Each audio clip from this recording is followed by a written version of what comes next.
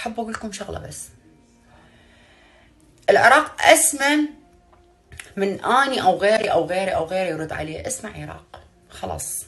آخر فيديو نشره الشاب جوه دعارة، وهو شاب متحول جنسيا وتوفى اليوم داخل سجن العدالة السابع.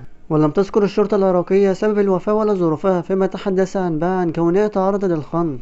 وكانت الداخلية اعتقلت في عام 2022 في العاصمة بغداد المدعو جوجو دعارة بتهمة الابتزاز والدعارة.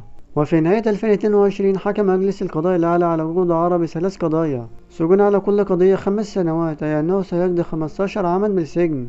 وجوجو دعارة يعيش في الولايات المتحدة الأمريكية وهو من أصول عراقية، ويدير شبكة ابتزاز ودعارة داخل العراق، ويبتز سياسيين وإعلاميين ومشاهير وشخصيات معروفة وتقاضى منهم أموالا طائلة على مدى السنوات الماضية بحسب الاتهامات الموجهة إليه. وبكده نكون وصلنا لنهاية الفيديو. ما تنساش تشترك في القناة وتفعل زر الجرس وتعمل لايك للفيديو ليصلك كل جديد. والسلام عليكم ورحمة الله وبركاته.